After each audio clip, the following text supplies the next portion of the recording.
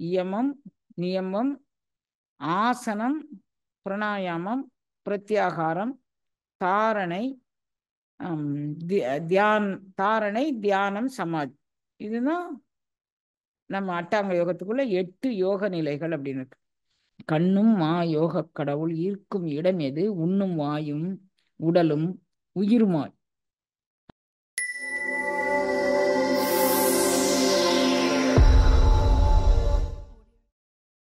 அன்னையின் அருளோடு ஆன்மீக நாள் தொடங்குகிறது.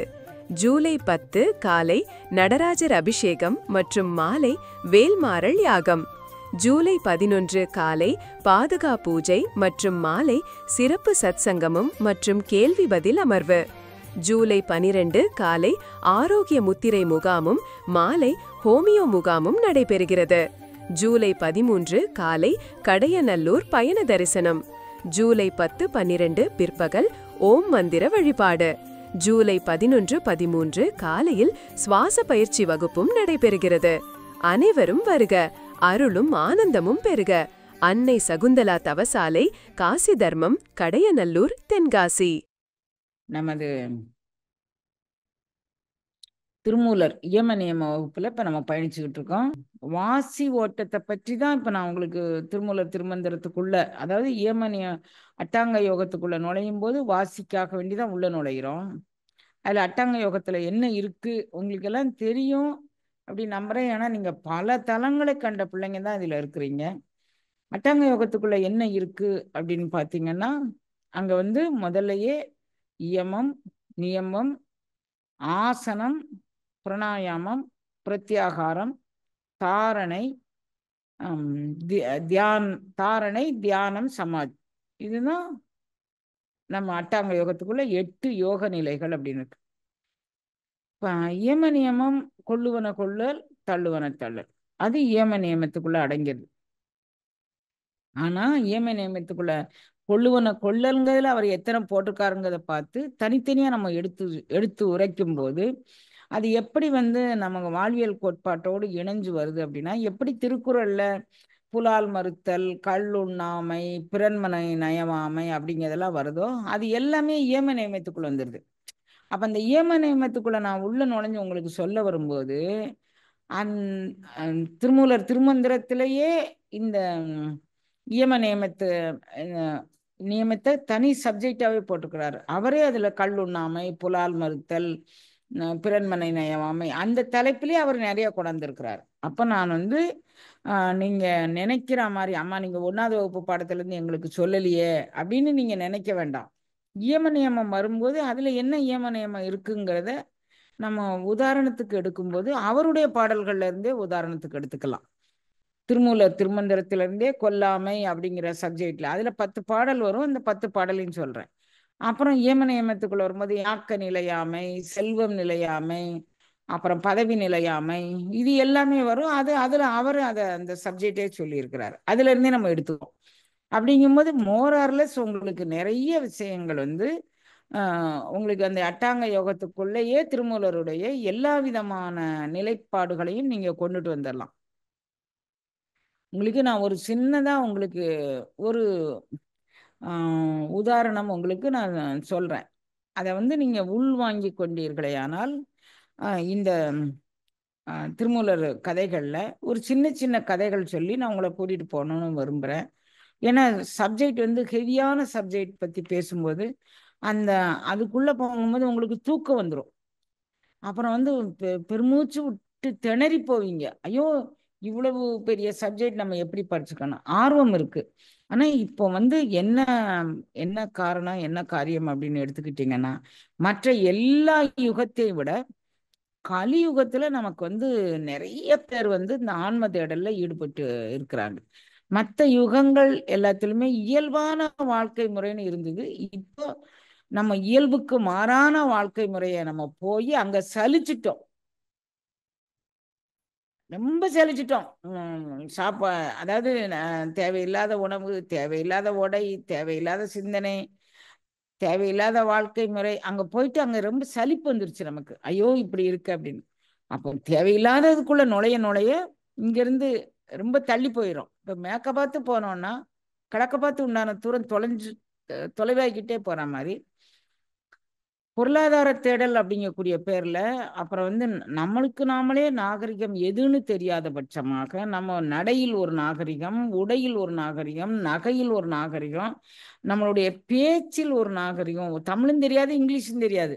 நம்ம என்ன பேசுறோம், வாவ் இது ஒரு லாங்குவேஜா? நம்ம தமிழ்ல வந்து ஆச்சரியம், வியந்து போகக்கூடிய சொற்கள் அத்தனை இருக்கு. நம்ம பாடி லாங்குவேஜே பாருங்க, அவங்க அதை சொல்லும்போது வாவ் இது என்ன லாங்குவேஜ், ஏன் இந்த மாதிரி சிரிக்கிறதுக்காக வேண்டி நான் சொல்லல குழந்தைங்களா. நான் வந்து சிந்திங்க, நீங்க இதை சொல்லும்போது ஏன் இந்த பாடி லாங்குவேஜ், ஏன் நமக்கு வந்து நம்மளை வெளிப்படுத்துவதற்கு. நான் உங்களுக்கு ஒரு சின்ன உதாரணம் சொல்ல. லாட்டு அப்படின்னு ஒரு சீடர். லாட்டு என்ன பேரு, இவருடைய இயற்பெயர் என்ன, அப்பா அம்மா பெயர் என்ன, இவர் பிறந்த ஊர் என்ன, பிறந்த தேதி என்ன, எதுவுமே தெரியாது. லாட்டு. யாராவது அவர்கிட்ட போய் சுவாமி உங்களுடைய இயற்பெயர் என்ன, நீங்க எந்த ஊரு அப்படின்னு கேட்டா, ஏன்பா அகண்ட விஸ்வமான அந்த பேரண்ட நாயகனை தாரணை என்ன பேரு, அட்டாங்க யோகத்துல இது ஒரு சப்ஜெக்ட். இதுல வந்து நீர்த்தாரணை, நிலத்தாரணை, வாயு தாரணை, ஆகாய தாரணை, பஞ்சபூதங்களுடைய தாரணையும் இதில் அடங்கும். அதற்கு பிறகு பஞ்சபூதங்களாலான நம்ம உடல் தாரணையும் இதில் அடங்கும். இந்த உடல் தாரணை அப்படிங்கக்கூடியது எதனோடெல்லாம் பின்னப்பட்டிருக்கு அப்படிங்கக்கூடியதை நம்ம அங்க போகும்போது பார்க்கிறேன். இப்போ ஒரு உதாரணத்துக்கு சொல்றேன். அந்த உடல் தாரணை, அந்த பஞ்சபூத தாரணை, பஞ்ச புலன்கள் தாரணை, அதுக்கப்புறம் பேரண்ட நாயகனை அடைவதில் உண்டான தாரணை, இவை அனைத்தும் எதனோடு பின்னப்பட்டிருக்கு அப்படின்னு கேட்டீங்கன்னா நம்மளுடைய வாழ்வியல் கோட்பாட்டோடு இயம நியமத்தோடு பின்னப்பட்டிருக்கு. இவர் வந்து இந்த லாட்டு வந்து சின்ன வயசுலயே அவங்க தாய்மாமன் வீட்டுக்கு வந்துட்டார். தாய்மாமா படிக்க வச்சிருக்கிறாரு, இவருக்கு படிப்பில் ஆர்வம் செல்லலை. இவர் தட்சிணேஸ்வரத்துக்கு ஒரு முறை தாய்மாமா வந்து அவருடைய வேலை நிமித்தமாக, தேடல் நிமித்தமாக அல்ல, வேலை நிமித்தமாக தட்சிணேஸ்வரத்துக்கு வரும்போது அவர் கூடயே இவர் அந்த வேலை நிமித்தமாக இவர் வராரு. இங்க உண்டான சூழ்நிலை, பரமஹம்சருடைய நிலை, அவருடைய அன்பர்களுடைய நிலை, அதை அத்தனையும் இவர் உள்வாங்கி கொண்டார். எந்த உபதேசமும் எந்த ஞானமும் படிக்கல. என்ன எப்படி அவர் அதை உள்வாங்கி கொண்டார்? தாரணை. எதனோடு தாரணை? நம் புலன்களோடு தாரணை, பொறிகளோடு தாரணை, பஞ்சபூதங்களோடு தாரணை. நாம் ஒரு தாரணை, ஒன்றில் மனதை நிலை நிறுத்துதல், அதுக்கு பேர் தான் தாரணை. ஒன்றில் மனதை இந்த லாட்டு எதுக்காக வேண்டி சொல்றேன்னா, லாட்டு வந்து ஒரு நாள் ராமகிருஷ்ண பரமஹம்சர் இவர் வந்து பார்க்க வந்திருக்கிறாரு. பரமஹம்சர் உனக்கு என்னப்பா வேணும் அப்படி சொல்லி கேட்டார். எனக்கு நீதான்ப்பா வேணும்னு சொன்னார். வேலை முடிஞ்சு போச்சு. எனக்கு இயமம் வேணும், நியமம் வேணும், ஆசனம் வேணும், அவர் எதுவுமே கேட்கல. எனக்கு நீதான்ப்பா வேணும். இன்னும் ஆழமாக ஏதாவது கேளு. நீக்குள்ள எல்லாம் இருக்கிற, உனக்குள்ள, நீக்குள்ளன்னா உனக்குள்ள எல்லாம் இருக்கிற, எனக்கு அதை தவிர எனக்கு எதுவும் வேண்டாம் சுவாமி அப்படின்னு சொல்றார். எனக்கு உன்னை தவிர எனக்கு வேற எதுவும் வேண்டாம் அப்படின்னு சொல்றார். அப்ப அந்த குழந்தையினுடைய மனோபாவம் எப்படி இருந்தது, அதை பரமஹம்சர் எப்படி ஏத்துக்கிட்டாரு அப்படிங்கிறத பார்க்கும்போது, இவர் வந்து பரமஹம்சர் உனக்கு ஒரு தீட்சை வச்சுக்கோ, உனக்கு ஒரு நாம ஜபம் வச்சுக்கோ, உனக்கு ஒரு மந்திர ஜபம் வச்சுக்கோ, அவர் எதுவுமே அவர் செய்யலை. அவர் சொன்னார், நான் உன்னுடைய வளாகம் முழுது நீ எங்க கொடுத்தானாலும், லெட்ரின் கழுவுதல இருந்து எங்க மாட்டுத்தொழு பார்க்கறது, எங்க கொடுத்தானாலும் உன்னுடைய வளாகம் முழுவதும் நான் புலர்வதமும் அலகிட்டு மெலிக்கிட்டு பூமாலை புனைந்தேத்தி புகழ்ந்து பாடி தலையார கும்பிட்டு கூத்து மாடணும், இதை தவிர எனக்கு வேற எதுவும் தேவையில்லை. அவர் இங்க வந்து அந்த தொண்டெல்லாம் அவருக்கு நேரம் கிடைக்கும் போதெல்லாம் அவர் வந்து மெழுகிறது. அதுதான் வந்து ரொம்ப ஒரு ஆத்ம சுத்தியான ஒரு விஷயம் கண்ணு. எங்கும் இல்லாதது ஒரு இன்பம் நம்பாலதாய் அப்படி சொல்றார். இந்த அருள் அனுபவம் எங்கும் இல்லாதது ஓர் அன்பு அப்படிங்கிறார். இந்த எங்கும் இல்லாத அன்பை அவர் பெற்றுக்கொண்டு அவர் வந்து தவத்துல இருக்கிறார். குழந்தைங்களா, அவர் தவத்துல இருக்கிறாரு. அங்க உள்ள ஒரு சிவன் கோயில்ல போய் இந்த எல்லா திருப்பணி அவர் போய் குருநாதர் பக்கத்துல போய் இருக்கணும்.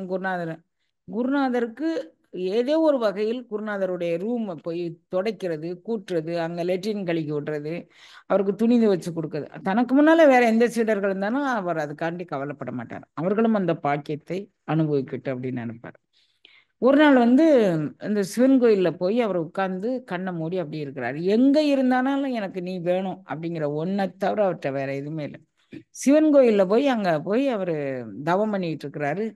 இவருடைய தவ ஆற்றல்னால எப்படி வந்து பிரம்மாதி தேவர்கள் எல்லாம் இந்த அசுரர்கள் வந்து என்பை விறகா இறைச்சு அறுத்துட்டு பொன்போல் வரிப்பில் பொரிய வறுக்கிறாங்களோ அது மாதிரி வறுக்கிறா.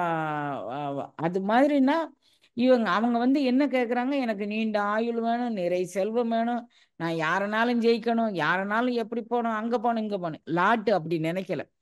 சிவன் கோயிலில் போய் அவர் உட்கார்ந்தாரு. உட்கார்ந்த மாத்திரத்துல பிரபு எனக்கு நீ வேணும், உன்னை நான் உணர வேண்டும், அப்படி மாதிரி உட்கார்ந்தாரு. உட்கார்ந்து அவர் கண்ணை மூடி அவர் தவம் பண்றாரு. குழந்தைங்களா கண்ணை மூடி தவம் பண்றாரு. அவருக்கு புற உலக சிந்தனையே இல்லை. பூசாரி இவர் வெளி வராண்டாவில் உட்காந்து தவம் பண்ண, அதாவது எங்கேயுமே அவர் யாரையும் வெளிப்படுத்திக்காம என்ன பண்ணுவாராம், அவர் வந்து ஒரு ஒரு வெள்ளையில ஒரு துண்டு எடுத்து முகத்தெல்லாம் அப்படி யார் இருக்கான்னு தெரியாத அளவுக்கு மூடிக்கு வரோம். அவரு லாட்டு எங்க அப்படின்னு சொல்லி குருநாதர் கேட்டாரா. ரொம்ப நேரம் ஆயிடுச்சே, நான் லாட்டை நான் பார்க்கலையே, எங்க அப்படின்னு சொல்லி கேட்டாராம். சிவன் கோயில்ல தவம் பண்ணிட்டு இருக்கிறாரு அப்படின்னு சொல்லி. உடனே குருநாதர் வந்து எந்திரிச்சு வந்துட்டாராம். எந்திரிச்சு அவர் வந்தா உச்சியிலிருந்து உள்ளங்கால் வரைக்கும் அவர் யாருக்கும் தான் இருக்க தெரியாம ஒரு ஒரு மூலையில உட்காந்து தவம் பண்ணிக்கிட்டு இருக்காரு. உடம்பெல்லாம் அப்படியே வேர்வையில் அந்த உடல் வெப்பம் தாங்காம அந்த துண்டி எல்லாமே வந்து புழிஞ்சு போட்டாலும் போகாத அளவுக்கு வேர்வையில தண்ணி ஓடுது. உள்ள அவர் உட்காந்து தவம் பண்ணிட்டு இருக்கிறாரு. குருநாதர் மெதுவாக வந்து எந்த அவருடைய உடம்பை எதுவும் தொடாம அதை கொஞ்சம் நீக்கிக்கிட்டு 2 கைட்டு விசிறி வச்சு வீசுறாரு குழந்தைங்களா. குருநாதர் வந்து வீசிட்டே இருக்கிறாரு. அப்புறம் யாராவது இவரை வெளி உலக பிரங்கிக்கு கொண்டுட்டு வர மாட்டாங்களா, குரு இவருக்கு சேவை செய்யறாரு அப்படின்னு அவங்க நினைக்கிறாங்க. அப்புறம் வந்து கொஞ்ச நேரம் கழிச்ச உடனே லாட்டு குருதேவருக்கு தொண்டு செய்வதற்கு நான் வெளி உலகத்திற்கு வர வேண்டும் என்று சங்கல்பம் பண்ணினாயே குழந்தாய், மெதுவா சொல்றார் இவர். மிக மெதுவாக, யாருக்கும் தெரியாம மிக மெதுவாக. குருநாதர் அறையில் இன்னும் ஒருவரும் விளக்கேற்றவில்லை குழந்தாய். மாலை நேரம் முடிந்து விட்டது. குருநாதர் அறையை யாரும் இன்னும் கூட்டவில்லை, துடைக்கவில்லை, விளக்கேற்றவில்லை. குருநாதருடைய லெட்ரின் பாத்ரூம் எல்லாம் கழுகி விடல குழந்தை, நீ என்ன பண்ண போற அப்படின்னு கேட்டாராம். மெதுவா அவருக்கு வந்து இவ்வளவு நேரம் குரு வீசி இருக்கிறாரு. ஏனைய சீடர்கள்லாம் பயந்து போய் குருநாதரே வீசுறாரு அப்படின்னு நிக்கிறாங்க. அப்புறம் வந்து மெதுவா அவர் வந்து வந்து பாக்குறாரு, குருநாதர் கையில விசிறி வச்சிருக்கிறார். குருதேவா நீங்க என்ன பண்ணீங்க அப்படின்னு. ஒன்றும் பண்ணலப்பா, சிவன் கோயில் வளாகம் இன்னும் கொஞ்ச நேரத்தில் உருகி விடும் கண்ணா அப்படின்னாரு. உன்னுடைய வெப்ப ஆற்றலால் சிவன் கோயில் வளாகமே உருகிவிடும். அந்த மாதிரி யோகம் கண்ணு இது. இப்ப நம்ம பார்க்க போற அட்டாங்க யோகத்தில் ஒவ்வொரு அங்கங்களும் ஒவ்வொரு ரோமகூபங்களும் பொசுங்கக்கூடியது. இந்த இப்பிறவியில் நீங்க ரொம்ப சுலபமாக இப்ப கலியில நிறைய தேடுறீங்க, நிறைய வைக்கிறீங்க. உங்களுடைய ஒவ்வொரு அங்கங்களிலும் இருந்து கிளறக்கூடிய அந்த எலக்ட்ரோ மேக்னெட்டிக் அந்த அலைகள் வந்து உங்களுடைய யதாஸ்தானத்தை விட்டு பொசுக்கி எடுத்து இன்னொருக்க ஒரு அம்மா வயிற்றுல போய் நம்ம அப்படி குத்த வச்சுக்கிட்டு இல்லாம இன்னொருக்க இந்த மொபைல் டாய்லெட்டை தூக்கி சுமக்க முடியாம, போதுமாடா சாமி, இது உள்ள இருக்கிற அசுத்தத்தை தூக்கி நீங்க எவ்வளவு காலம்பா சுமப்பேன், எல்லாத்தையும் பொசுக்கும் ஆற்றல் உடையது கண்ணு. இறைவனுடைய இருப்பிடமே இந்த உடலாக மாறக்கூடிய ஒரு அருள் வல்லபம் உடையது. அதனால நான் வந்து உன்னை வந்து எழுப்புறேன். இந்த கோயில் வளாகமே இன்னும் கொஞ்ச நேரத்துல பத்திக்கும். அந்த அளவுக்கு அதுல இந்த வெப்பம் தாங்க முடியாமத்தான் பிரம்மாதி தேவர்களை குறித்து அசுரர்கள் தவம் பண்ணும்போது அவங்க நீ வேண்டுத வரம் தாரன் தாரன் தாரன் தாரன்னு சொல்லிட்டாங்க. இப்ப இவரு நீ வேணும்னு கேட்கிறாரு, குரு வேணும்னு கேட்கிறாரு. ஆஹ் இவருடைய வரலாறு ஒரு நீண்ட சரிதங்கன்னு எனக்கு எனக்கு ரொம்ப என்னுடைய மனதை தாக்கிய ஒரு விஷயம் இந்த விஷயம். அப்புறம் ஒரு நாள் வந்து ஆஹ் குருநாதர் வந்து இவங்க மாமா வீட்டில் இருந்து தானே இவர் வந்து போய் பார்த்துக்கிட்டு இருக்கிறாரு. இவருக்கு எப்போ நேரம் கிடைக்கும் அப்போ வந்து குருவுக்கு தொண்டு செய்யணும். அவருடைய கொள்கை வந்து குருநாதர்கிட்ட கதை பேசணும், அது பேசணும், இது பேசணும்.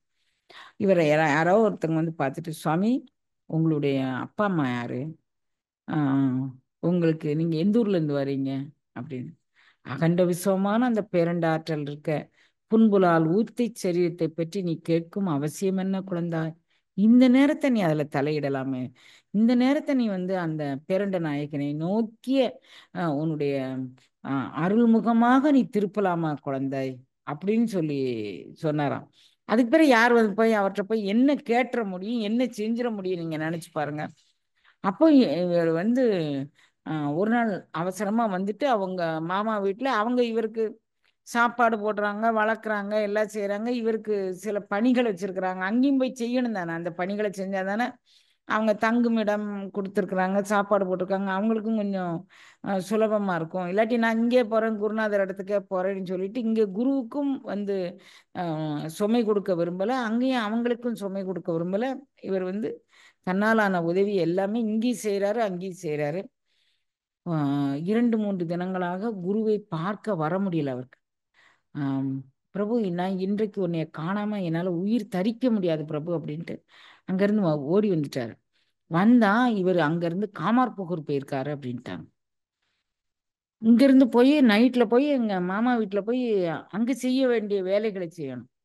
உடனே காமார்புகூருக்கு இவர் போக முடியாது, எல்லாமே நட யாத்திரை தானே. அப்போ கங்கைக்கரை ஓரத்துல இருந்து நான் இன்று உன்னை காணாமல் வேறு எங்கும் போக மாட்டேன், அங்க எனக்கு சாப்பாடு போடுறவங்களுக்கும் நான் தொண்டு செய்யாம இருக்க முடியாது, ஆனா உன்னை காணவும் செய்யணும். ஆனா நான் உன்னை காணாம பச்சை தண்ணி கூட பல்ல படக்கூடாதுன்னு வந்திருக்கேன். இன்னைக்கு சாயங்காலம் ஆயிட்டு நான் இரவுக்குள்ள அங்க போகணும், நீ என்ன பண்ணுவே அது பண்ணுவே எனக்கு தெரியாது, நான் உன்னை பார்க்க வேண்டும். எல்லா அன்பர்களும் வந்து இல்லப்பா நீ ஏதாவது சாப்பிடு குருநாதர், ஏன்னா குருநாதரே இவருக்கு வீசி விடுறாருன்னா இவர் பேர்ல குருநாதர் எவ்வளவு அன்பு வச்சிருக்கிறாருன்னு தெரியும் தானே. அப்போ இல்லப்பா நீ கொஞ்சம் சாப்பிட்டுக்கோ, குருநாதர் வந்துருவாரு, ஏதாவது ஒரு ஏற்பாடு பண்ணுவாரு, நீ நிம்மதியாரு, நீ நிம்மதியாருன்னு சொல்ல. இவர் வந்து எல்லாம் கண்ணை மூடி 5 புலன்களும் மூடி, பிரபு நான் உன்னை காணாம நான் போகவே மாட்டேன், நான் வேற எங்கேயும் உன்னை காணாம போக மாட்டேன்னா மாட்டேன் அப்படி ஒரு இடத்துல இருந்து உட்கார்ந்துடுறேன். அவர் அங்க உட்கார்ந்துருக்கிறாரு அந்த தட்சிணேஸ்வரம் இது பக்கத்துல. இந்த நீங்க ஏதாவது சாப்பிடுங்க, காலையில இருந்து சாப்பிடாம இருக்காருல, ஏதாவது சாப்பிடுங்கன்னு சொன்ன அன்பர்கள் எல்லாரும் நாங்க கோயில் பூஜையை முடிச்சுட்டு வந்துடுறோம், வந்து இவர் கூட செலவு பண்ணலாம், இவர் கண்ணை மூடிட்டு இருக்கிறாரு. குரு குருநாதர் வந்தே இவரை கண்ணை திறக்க வைக்கிறதுனா கொஞ்சம் பெரிய பாடுதான் அப்படின்ட்டு இவங்க பூஜைக்கு போயிட்டாங்க.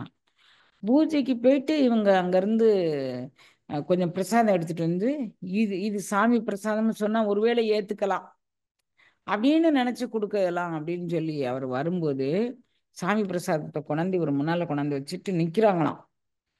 நின்றுட்டு இருந்தா, பிரபு கண்டேன் உன் திருவுரு கண்டேன், கண்டேன் உனது திருவுரு, அந்த பேரண்ட நாயகனை நான் உனக்குள்ள கண்டேன், உன்னுடைய திருமேனியை கண்டேன், கண்டேன் யாரும் கண்டறியாதன கண்டேன், கண்டேன் யாரும் கண்டறியாதன கண்டேன், அப்படியே பரவசமா நிக்கிறாராம்.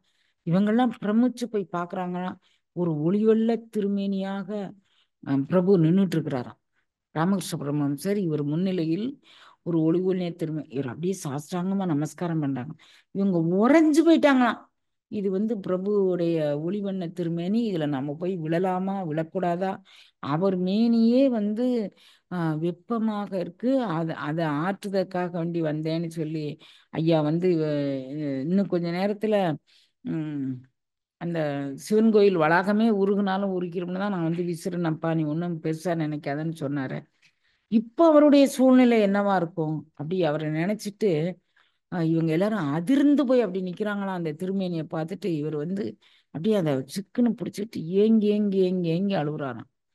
ரொம்ப நேரம் கழிச்சுப்பாரு, நான் உன்னை பார்த்துட்டப்பா, உன்னை பார்த்துட்டேன், உன்னை நான் உணர்ந்துட்டேன், இப்ப நான் போறேன், இப்ப நான் போறேன் அப்படியே சொல்லிட்டு மெதுவா அப்படியே கண்ணை திறந்து பார்க்கறாராம். சீடர்கள் அவங்கவங்க கையில வாங்கின பிரசாதம் எல்லாத்தையோடையும் வந்து இவரை வந்து பார்த்துட்டு அப்படியே உறைஞ்சு போய் நிக்கிறாங்களாம். லாட்டுவை பார்த்து அப்படி உறைஞ்சிட்டாங்களாம். பார்த்துட்டு, சுவாமி இப்ப ஏதாவது கொஞ்சம் சாப்பிடலாமா? உம் உங்க புண்ணியத்தினால குருதேவருடைய சொரூப திருமேனி என்னங்கிறத நாங்க பார்த்தோம். இதுவரைக்கும் ரூப திருமேனியைத்தானே பார்த்துருக்குறோம். ராமகிருஷ்ண பரமஹம்சர் இங்க கூடிய ஒரு உருவம் அது வந்து அக்ரஹாரத்துல ஒரு பூஜை பண்ணிட்டு இருக்கு. அப்படித்தானே இப்போ அவதாரிணி அம்பாளுக்கு ஒரு பூஜை பண்ணிக்கிட்டு இருக்கு. அந்த திருமேனியைத்தான் பார்த்தோம். இப்போ வந்து உண்ணும் வாயும் உயிரும் உடலுமாய் கண்ணும் மா யோகக் கடவுள் இருப்பது மண்ணும் நீர் அனல் காலொடு வானுமாய் விண்ணும் நின்றி வெளியானோர் திருமேனியில் நிற்க அந்த கோலத்தை நீ எனக்கு காமிச்சு கொடுத்தியே அப்படி சொல்றேன். நாமும் அந்த நிலையை அடையலாம், பிரத்தியாருக்கு அடைவிக்கவும் செய்யலாம். என்ன தகுதி? லார்டு வந்து புறம்பே புறம்போகேன் புறம்போகல் ஒட்டேன், நானும் புறம்போக மாட்டேன், உன்னையும் என்னை விட்டு போக விட மாட்டேன், உன்னை பார்க்காம நான் சாப்பிட மாட்டேன்னு இருந்தார்ல. இவருடைய அன்பு வந்து அவருடைய எங்க காமார்புகூர் எங்க இருக்கு, தட்சிணேஸ்வரம் எங்க இருக்கு, அங்க அங்க அவருடைய சொரூப திருமேனி எடுத்துட்டு வந்துருச்சுல்ல. ரூப திருமேனி அங்க இருக்கும், சொரூப திருமேனி எங்க ஒளிவண்ண திருமேனி எங்க இழுத்துட்டு வந்துருச்சா வரலையா? அப்ப வந்து நம்ம என்ன புரிஞ்சுக்கணும் அப்படின்னா, யோகம் என்பது மகோன்னதமான ஒரு ஆற்றலுடையது. அதை வந்து அவங்க அவங்க அதை பண்ணுனாங்கன்னா, பஞ்சபூதங்களும் உண்ணும் வாயும் உடலும் உயிருமாய் கண்ணும் மா யோகக் கடவுள் இருப்பது எது? இவங்க எல்லாரும் மாதிரி சாப்பிட்ற மாதிரி தோணும், எல்லாரும் மாதிரி இருக்கிற மாதிரி தோணும், எல்லாரும் மாதிரி தூங்குற மாதிரி தோணும்.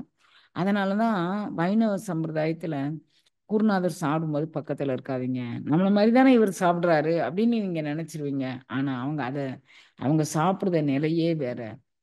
கண்ணும் மா யோகக் கடவுள் இருக்கும் இடம் எது? உண்ணும் வாயும் உடலும் உயிருமாய்.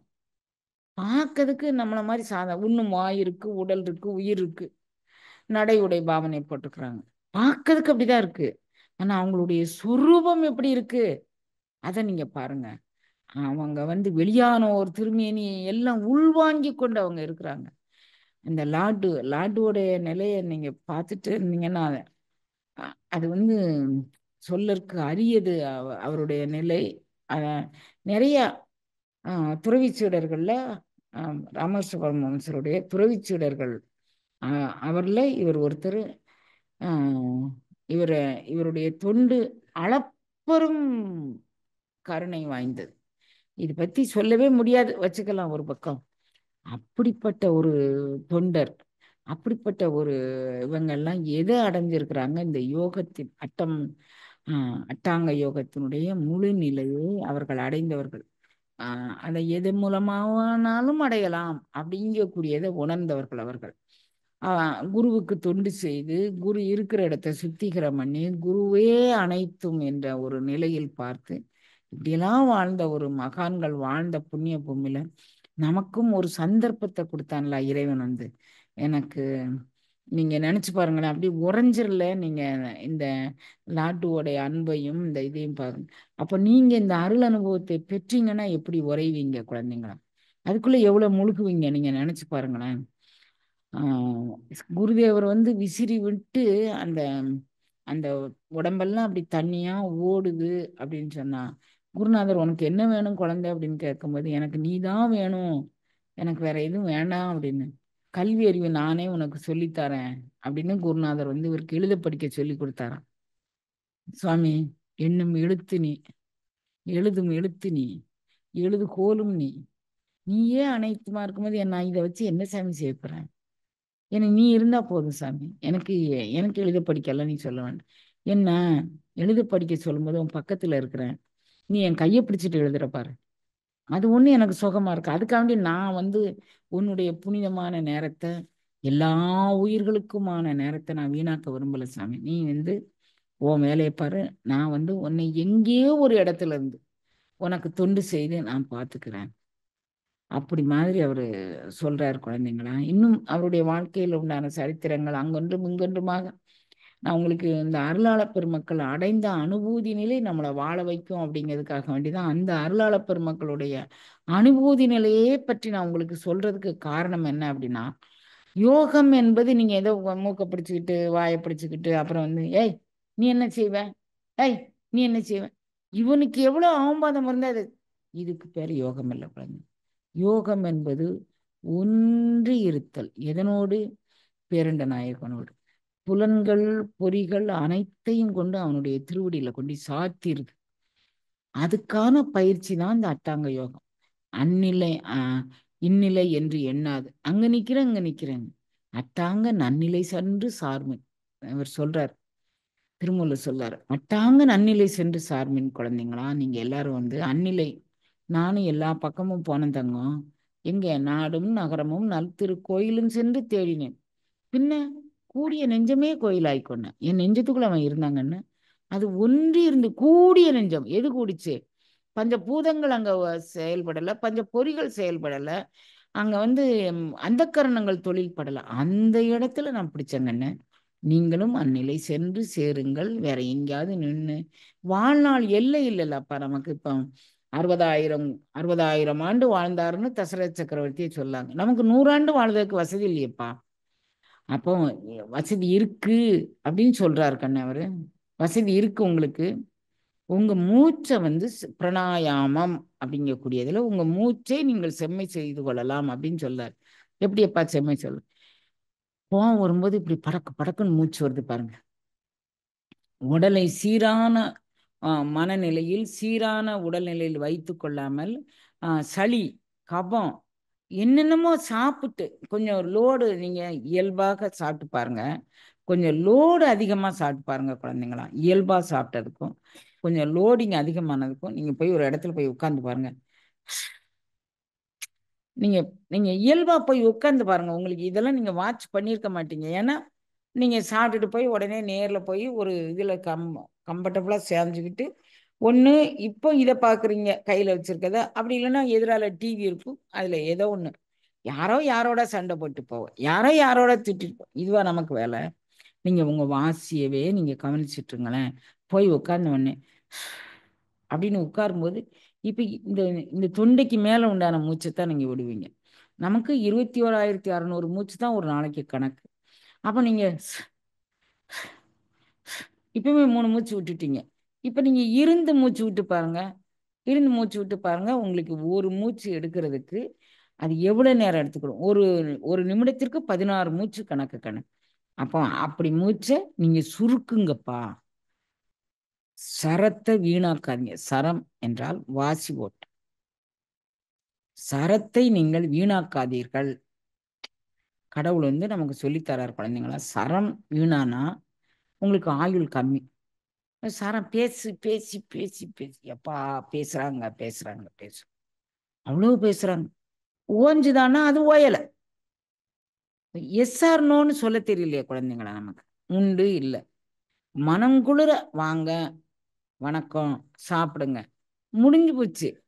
எப்பா என்னென்ன பேசுறோம், பேசிட்டே இருக்கிறோம், ஓய்வே இல்லை. சரம் வீணாக்குது குழந்தைங்க. அப்படி வீணாக்காதீங்க. அப்ப அந்த மூச்சு வந்து தொலையும். மூச்சை தொலைக்காதீங்க, மூச்சை சாகடிக்காதீங்க. நம்ம வீட்டுல பெரியவங்க சொல்லி தந்த வார்த்தை தான், சரத்தை வீணாக்காத. எங்க தாத்தா ரொம்ப எல்லாரும் பேசி சிரிச்சுட்டு இருப்பாங்க. தாய் சாயங்காலம் 4 மணிக்கு கொஞ்ச நேரம் பேசுங்க, சிரிங்க, விளையாடுங்க, தலையை சீவுங்க, போவீங்க. ஓயாம சரத்தை வீணாக்காதீங்க. கொஞ்ச நேரம் அனுமதிப்பாங்க, ரொம்ப கண்ட்ரோல்லாம் கிடையாது. சரத்தை வீணாக்காதீங்க. மூச்சை தொலைக்காதீங்க. சொல்லுவாங்களா, மூச்சை ஏன் தாயி தொலைக்கீங்க? அப்ப மூச்சை நம்ம காணாம ஆக்கக்கூடாது குழந்தைங்களா. மூச்சை காணாம ஆக்கக்கூடாது. அதுதான் அட்டாங்க யோகம் நமக்கு காட்டித் தரக்கூடிய மிகப்பெரிய ரகசியம். நீங்க இயம நியமங்கள்ல தர்ம செயல்கள் என்னெல்லாம் செய்யணும்? யாவர்க்குமாம் இறைவர்க்கு ஒரு. நம்ம நீ சாப்பிடுற சோறுல இறைவன் முன்னால இறைவன் சாப்பிட்டதாக பாவனம் பண்ணிக்கும். என் பசுவுக்கு ஒரு வாயுரை கொடு. எதுனா எல்லோருக்கும் ஒரு இன்னுரை சொல்லு. யாரையும் கடுக்கு கிடுக்குன்னு எதுவும் பேசாத. இதுதான் நமக்கு வந்து நியமம் அப்படின்னு வச்சுக்கிட்டேன்னா இது எல்லாமே இயமத்தில் அவர் கொண்டாந்துடுறார். தர்மத்துல இது எல்லாமே கொண்டாந்துடுறாரு. எல்லாருக்கும் ஒரு கைப்பிடி யாவருக்குமா எல்லாருக்கும் ஒரு கைப்பிடி, நீ என்ன சாப்பிடுதியோ அதுல ஒரு பிடி அரிசி எடுத்து தனியா வச்சிரு. அந்த ஒரு பிடி அரிசி யாருக்குமா காணும்? ஒரு மாதம் முழுதும் எவ்வளவு சேருதோ அதை யாருக்காவது பொங்கி கொடுத்துரு, ஏதாவது ஒரு திருக்கோயில கொண்டு கொடுத்துரு, அவங்க ஒரு நிவேதனம் பண்ணி 4 பேருக்கு கொடுத்துருவாங்க ஒரு கைப்பிடி. அப்படி மாதிரி இதுல ரொம்ப சுலபமாக நம்மளுக்கு தர்ம நியாயங்களை கற்றுக் கொடுத்து நமக்கு இந்த சரத்தினுடைய ஓட்டம் என்ன, வாசியினுடைய சாரம் என்ன, நாம் அடைய வேண்டிய நிலை என்ன, அப்படி அதை நாட்டுடைய நிலையை சொன்னோம்ல. உட்காந்து ஒரு இடத்துல நம்ம உட்காந்துட்டோம்னா அந்த வெப்பம் தாங்க முடியாம நம்ம குருநாதர் நம்ம முன்னால வருவார் கண்ணு, நம்மளோட பேரண்ட நாயகன் நம்ம முன்னால வருவான். ஏன் எனக்கு இந்த மாதிரி ஒரு மனநிலை, ஏன் எனக்கு இந்த மாதிரி ஒரு உடல்நிலை அப்படின்னு நம்ம இறைவனோடு நம்மளுடைய மனதையும் உணர்வையும் ஒரு அதை தொடர்பு படுத்திக் கொள்வதற்கான சாதனம் தான் அட்டாங்க யோகமே தவிர என்னமோ பெருசு அப்படின்னு நீங்க நினைக்காதீங்க. ஆனா பெருசு என்ன பெருசு அப்படின்னு நினைச்சீங்கன்னா இந்த பிராணாயாமத்துல நீங்க விடக்கூடிய ஒவ்வொரு இப்ப நான் லாட்டுவை பத்தி நான் உங்களுக்கு சொன்னதுக்கு என்ன காரணம் அப்படின்னா உங்களுடைய வினைகளை பொசுக்கும் ஆற்றல் இந்த பிராணாயாமத்துல இருக்கு. யாருக்கு எனக்கு முடியலப்பா, இந்த உயிர் படுற கஷ்டம் என்னால ஜீரணிச்சுக்க முடியலப்பா அப்படின்னு நீங்க ரொம்ப ஆழமாக உள்வாங்கி ஒரு மூச்சு விட்டானாலும் அந்த மூச்சு போய் அவர்களுடைய வினையை வேறறுக்க வல்லது. அதுக்குதான் அந்த லாட்டுவோட கதையை நான் சொன்னேன் உங்களுக்கு. அப்படி அந்த தொடர்பு அந்த தொடர்போடு உடையதான் இந்த பிராணாயாமா. இதெல்லாம் நம்மளுடைய வினையை வேறறுத்து நம்மளை பேரண்ட நாயகனோடு ஒன்றி தரக்கூடியது. போக்கும் வரவும் புணர்வுமிலா புண்ணியத்தன்மையுடையது. போக்கு எது, வரவு எது? நீங்க திருவாசகம் அப்படின்னு நினைக்கும் போதே திருவாசகம் ஏதோ ஒரு பாடல் வரிகள் அப்படின்னு நினைக்காதீங்க. அது போக்கு உள்ளது, வரவு உள்ளது, புணர்வு உள்ளது. அதுதான் பூரக ரேசக கும்பங்களோடு தொடர்புடையது. போக்கு உள்ளது, வரவு உள்ளது, புணர்வு உள்ளது. அது போக்கிலன் வரவிலன் என நினைப்புலவர். நீ அவன் ஒருத்தன் தான் மூச்சு உள்ள வாங்க வேண்டாம் வெளியே விட வேண்டாம், அவன் அகண்டிதாகாரம். நம்ம எல்லாரும் மூச்சை உள்ள வாங்கணும் வெளியே விடணும். அந்த உள்வாங்கிறது எதோடு கூட உள்வாங்கணும், வெளிவிடுறது எதோடு கூட வெளிவிடணும். அதை எதோடு கூட நம்ம ஒன்றுவித்து தரணும் அப்படிங்கக்கூடிய நிலைகளெல்லாம் பற்றி சொல்வது இந்த அட்டாங்க யோகம். இன்னும் அட்டாங்க யோகத்தை பற்றி நான் உங்களுக்கு விரிவாக்கமாக சொல்லணும் அப்படின்னு நான் நினைக்கிறேன். அதுக்கு முன்னால் இந்த முன்னுரைகள் எல்லாத்தையும் நீங்கள் தெரிஞ்சுக்கிட்டீங்க அப்படின்னு சொன்னால் உங்களுக்கு நான் என்ன சொல்ல வரேன் அப்படிங்கிறத புரியும். நீங்கள் எவ்வளோ பேர் என்ன தெரிஞ்சுக்கிட்டீங்க அப்படிங்கக்கூடியதை எனக்கு சொல்லுங்கள். நான் அதற்கு அடுத்த நிலையாக நான்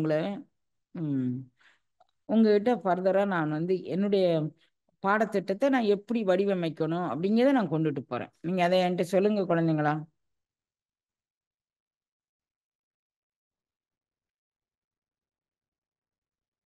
வராங்களாடா?